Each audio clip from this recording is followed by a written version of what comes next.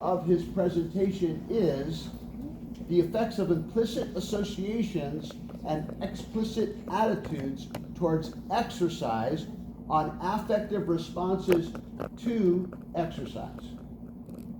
Dr. El Sangeji. Yeah. I'll keep practicing, but I'm almost there.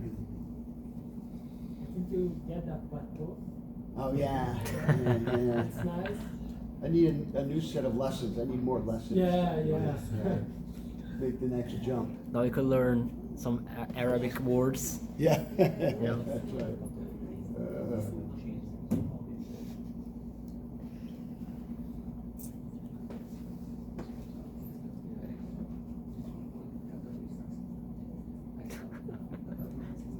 Getting serious here.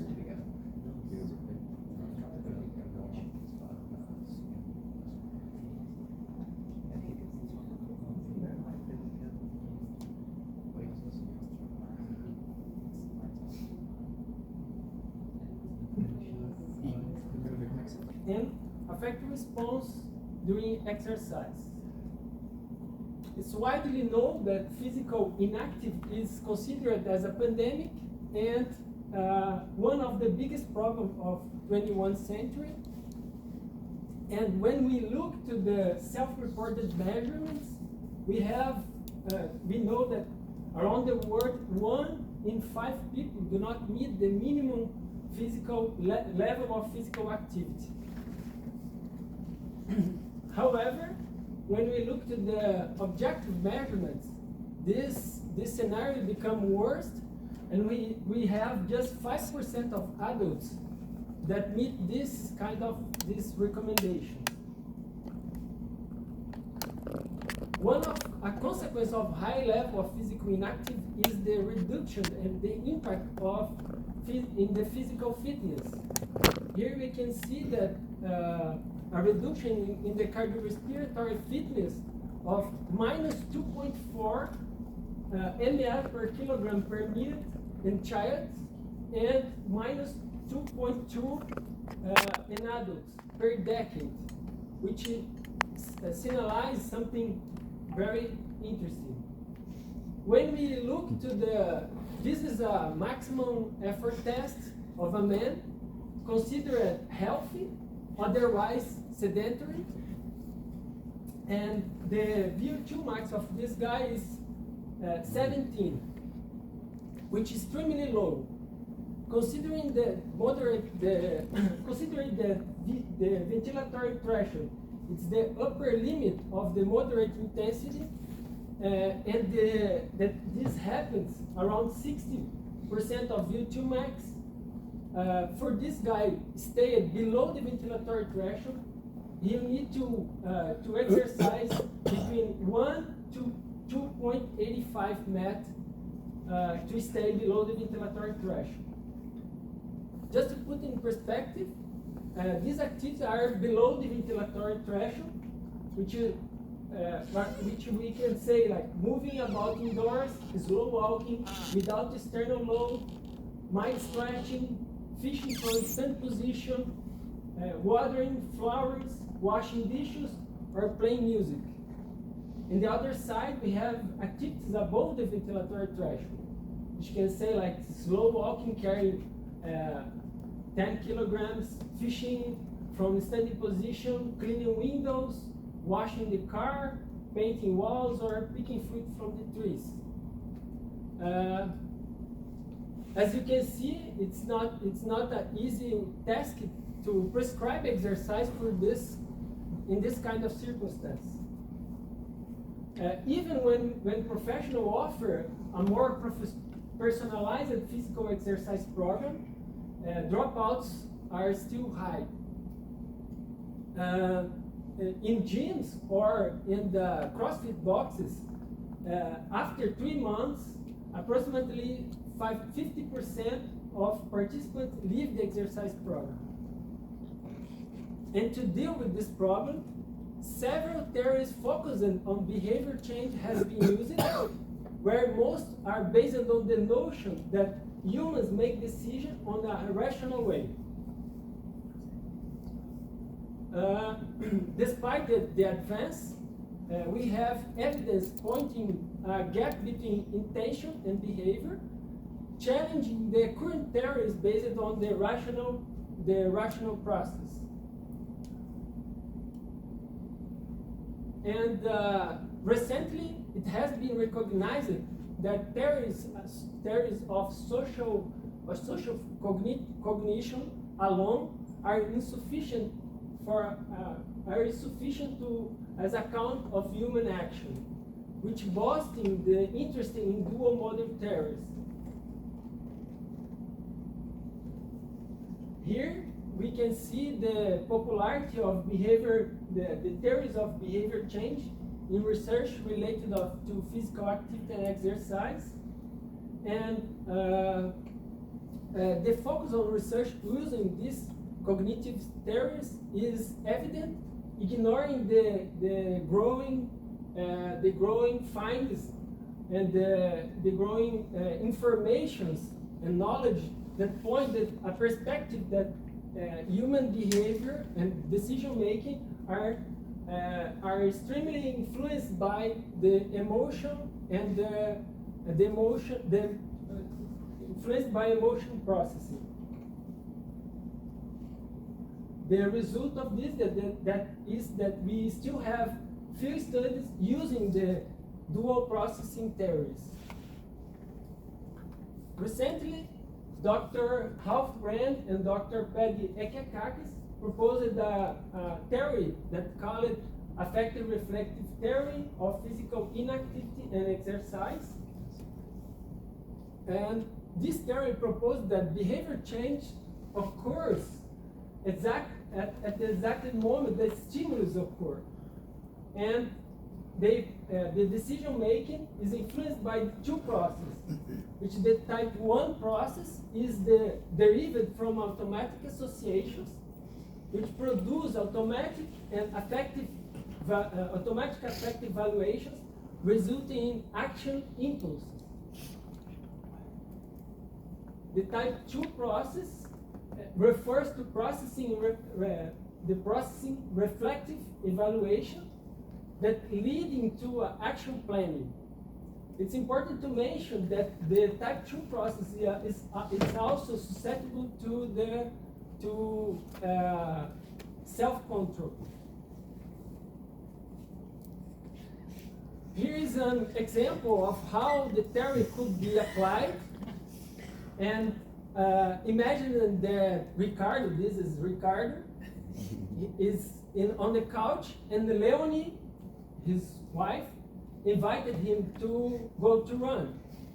The invitation here represents the stimulus, the exact moment when decision making occurs.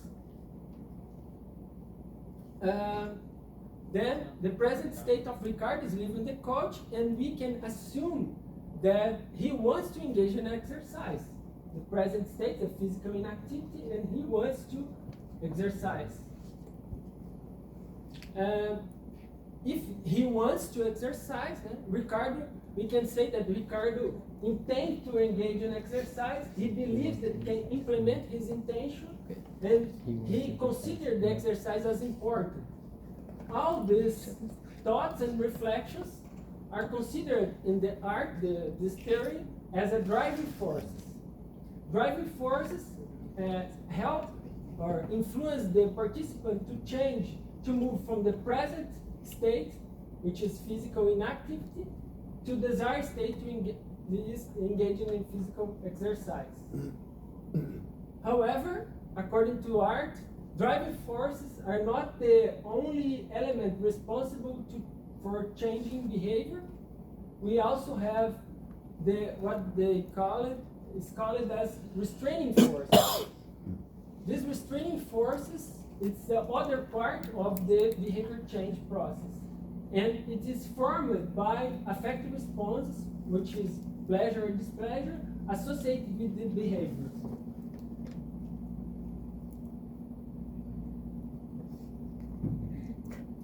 Let's take in account that Ricardo's past experience during exercise was exhaustion and pain. this, according to circumplex model of emotion, exhaustion is related to arousal, and valence related to exhaustion is considered a negative emotion. And in this example, when Ricardo was invited to exercise, he immediately recalled and also could re-experience the feelings related to exhaustion. And this makes the desire to engage in exercise more difficult, and which force or complain the Ricardo to stay in physical inactivity. We also know that intensity is a determining factor in modulating the affective response. If we consider the cognitive and interoceptive factors during the different domains, we can see something like that. That during the moderate domain, the exercise is manageable with low influence of interoceptive and cognitive factors. When we go to heavy domain, we have a considerable increase in interoceptive factors and a greater demand for cognitive factors. Then in the severe domain, the interoceptive factors reach the highest point, and cognitive factors no longer have an impact. All these changes impact the affective valence, and as we can see here, during the moderate domain, we have a more homogeneous and positive affective response between subjects, and during the heavy domain, this response become more variable, and at the severe domain, the affective response become again homogeneous, however negative. What we can see is that a chronically sedentary person presents change in their body and self-perceptions, and create a physical and a psychological barrier. And when they try to exercise, they feel this experience as unpleasant, and they memorize the exercise as unpleasant too. All these informations reduce the intrinsic motivation and create an exercise avoidance. The automatic association are created during the life, and from experience, people create associations with the concept of physical activity and physical exercise with a positive or negative affective responses. During the childhood, we have a natural relationship with the movement, but we imposing movement restrictions and then construct an idea of physical education, which is not enjoyable or fun. At the sports practice, the focus is on performance and fitness, and then the exercise become a punishment for gastronomic access for pleasure. All these informations are collected by our brain and are considered as a restraining force. Recently, we had this systematic review proposed that physical activity is not just the manifestation of personal intention and beliefs, and that we already have a sufficient evidence to support that physical activity is at least partially regulated by non-conscious processes. However, we need more research to better understand how this process impacts the physical activity. In this way, the aim of the present study was to determine whether implicit association and explicit evaluation are related to affective response reported during a moderate intensity aerobic exercise physical activity and sedentary behavior, and verify whether there is a relationship between acute affective response during exercise session, physical activity, and sedentary behavior. Here are the characteristics of participants. There were 50 adults, mostly female, with 30 years old on average, overweight. They do not meet the physical activity recommendation, and they are not engaged in a regular training program in the previous 6 months. Participants carry out 2 experimental sessions where in the first, the EIT and the explicit assessment questionnaire were applied, and at the end, the accelerometer was placed to be used for 7 days. In the second session, participants performed 30 minutes of moderate intensity aerobic exercise. This study was approved by Institutional Ethics Committee of the Federal University of Rio Grande do Norte. We used the implicit association test proposed by Anthony Greenwald, which to evaluate the type 1 process, and despite some criticism, this test is widely used and validated. This test is a reaction time-based association test, and the proposal is to evaluate the strength of automatic associations formed between 2 antagonistic attributes, which positive and negative, and 2 opposing conceptual targets. And this study was physical activity versus sedentary behavior. We used these words to characterize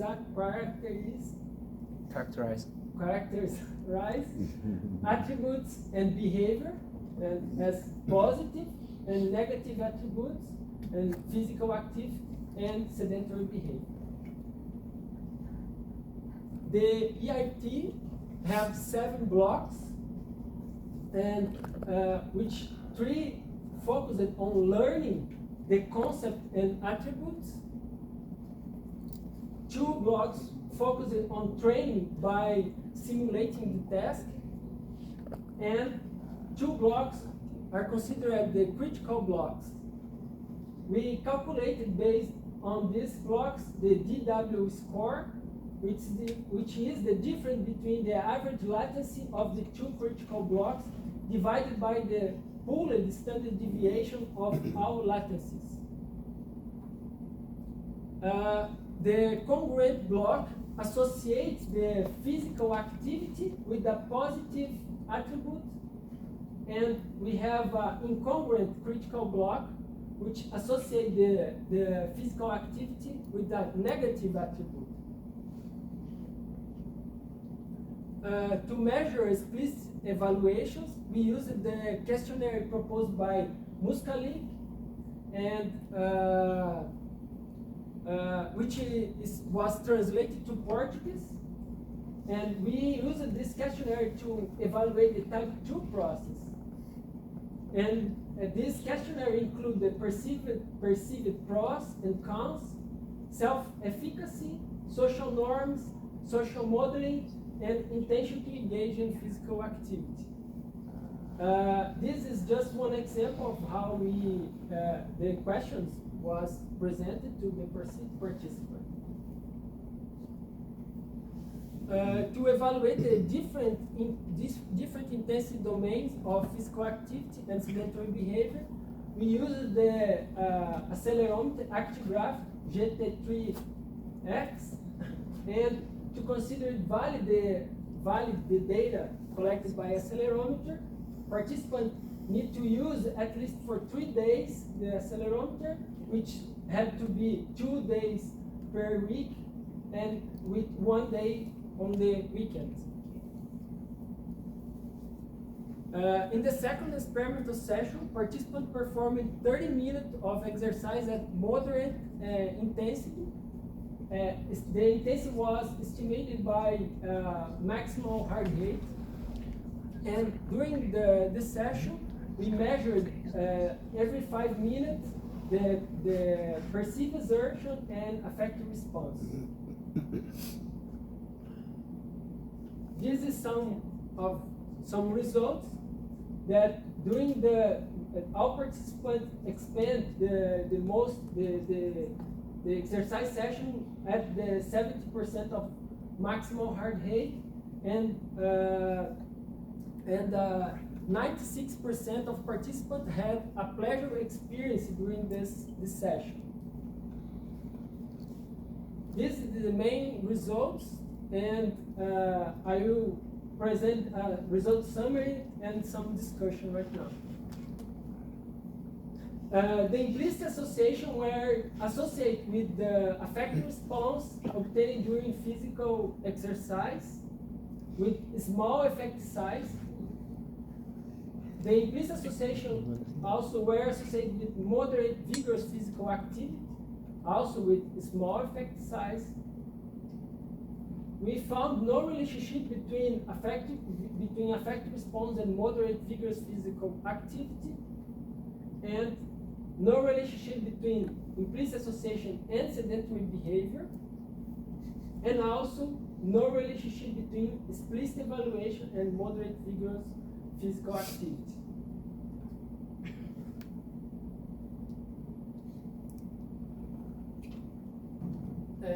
Considering this association, we can say that people who have a more positive implicit association toward physical activity find more moderate intensity exercise more pleasurable. And these finds were also presented by Zenko and Kekax, who found personalized single category EIT and relationship between EIT and affective response. These results provide some support to art theory, which propose that repeated experience of pleasure during physical activity can lead to a positive automatic affective evaluation.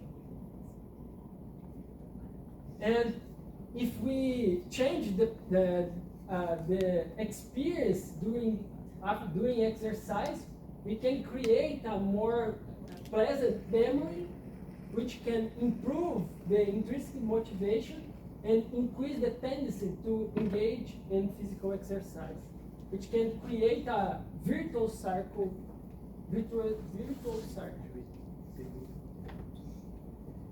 Another result that I want to present is that implicit association during physical activity were related to moderate vigorous physical activity. These results have been observed in another study, and the data point to a direct and mediated relationship of implicit association with physical activity behavior, however mostly with weak correlation. This weak correlation could be explained by the complexity because physical activity is a complex behavior influenced by a variety of factors as the ability to self-regulate. One unexpected result was that affective response obtained during exercise was unrelated to physical activity. I have one point that need to be mentioned is that 96% of participants perceive the exercise session as pleasurable, and the low variability of this response may have impact on these results.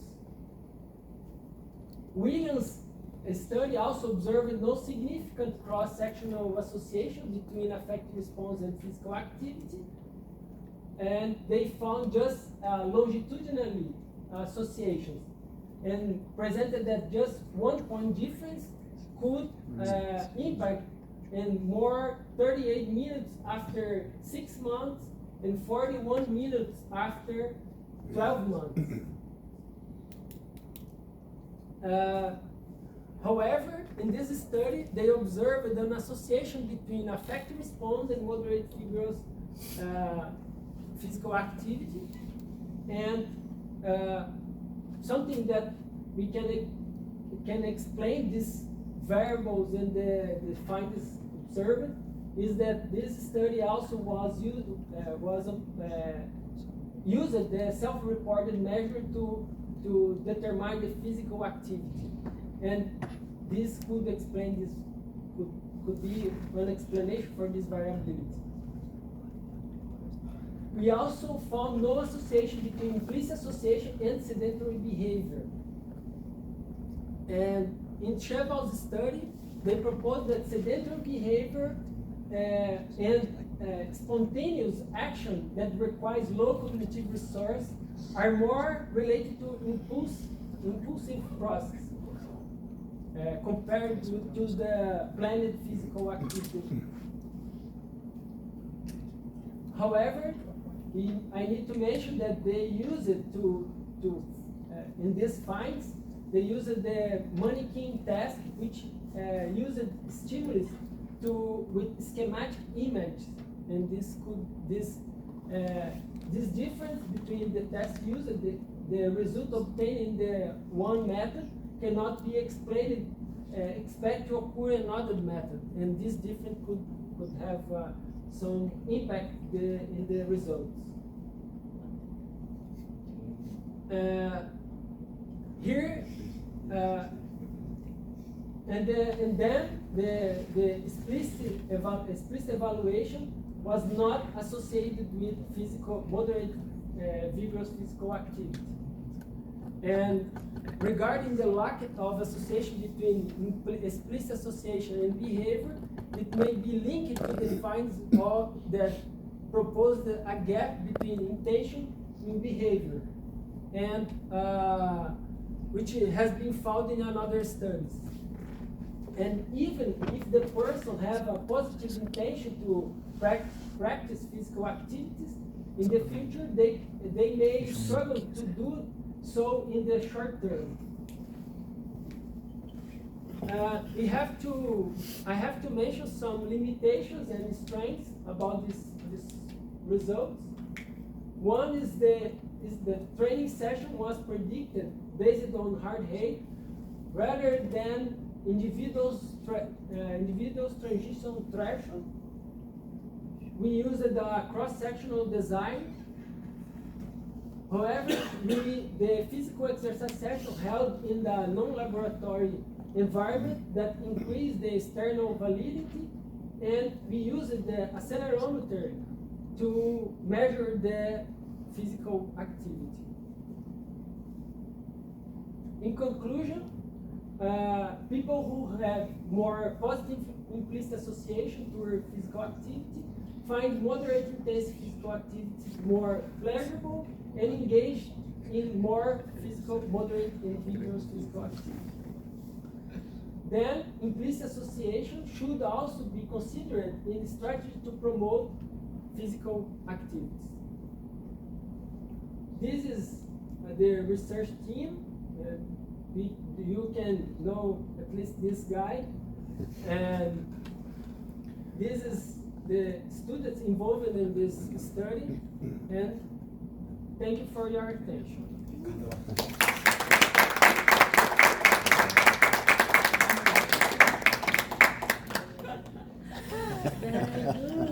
What a legend.